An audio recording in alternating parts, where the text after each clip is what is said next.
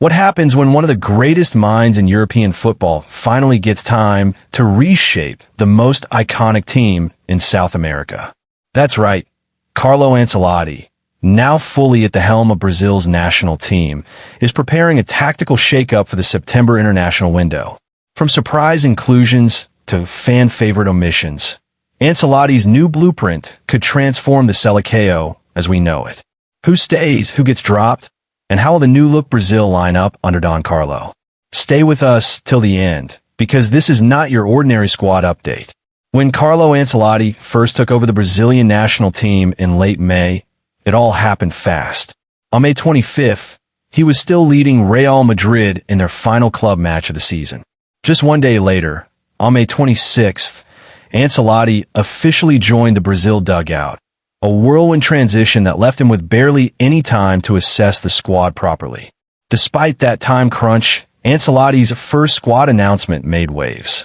He didn't just follow tradition, he made bold choices, relying on instinct and experience.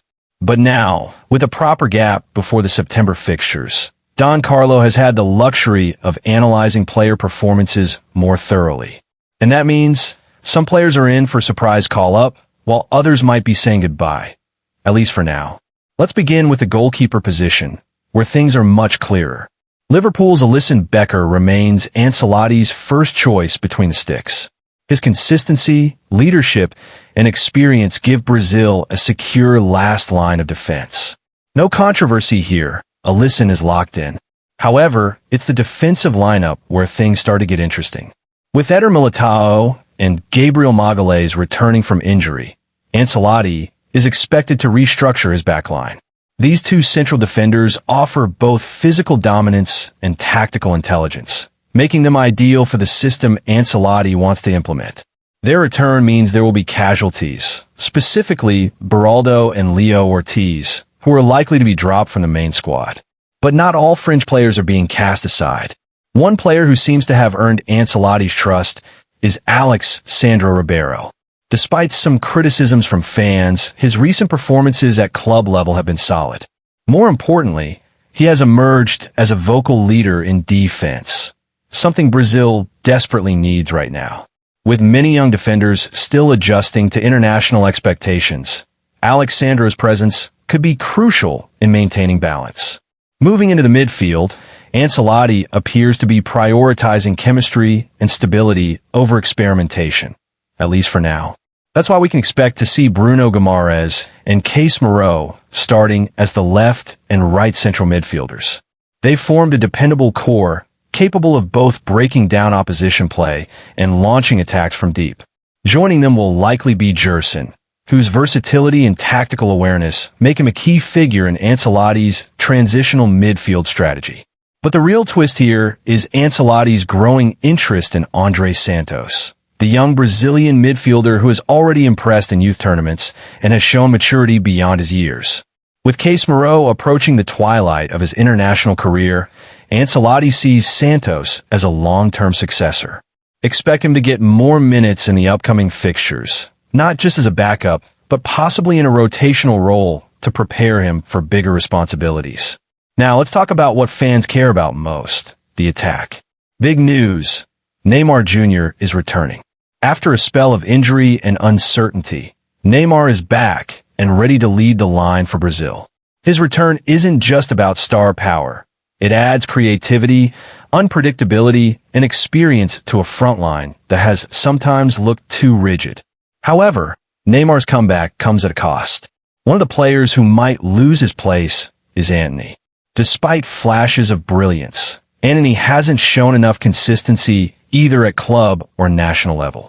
With limited slots available in the attacking lineup, his position is under serious threat. On the other hand, Gabriel Martinelli and Rodrygo are now in direct competition for a starting spot.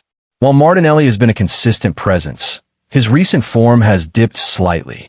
Meanwhile, Rodrygo, though quieter lately, has the ability to spark magic on his day.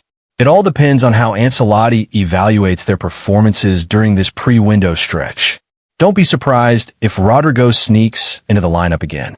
But the real wild card in all of this is Sávio. Yes, the Manchester City wonder kid. Currently in explosive form for City, Sávio is pushing hard for a senior call-up. His dribbling, pace, and technical brilliance have caught Ancelotti's eye. More importantly, under Pep Guardiola's guidance, Sávio has matured into a disciplined player with a tactical edge. If anyone is poised to break into the squad and take the spotlight, it's Sávio. His numbers are speaking for themselves, and with Brazil always looking to freshen up the attack, his chances look stronger than ever.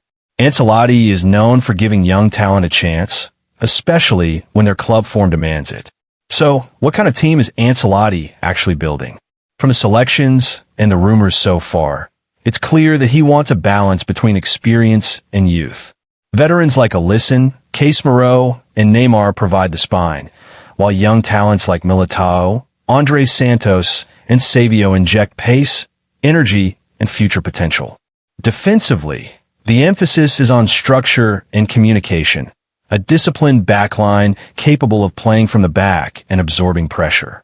In midfield, Ancelotti is going for stability, but he's leaving room for evolution, grooming players like Santos to step in gradually.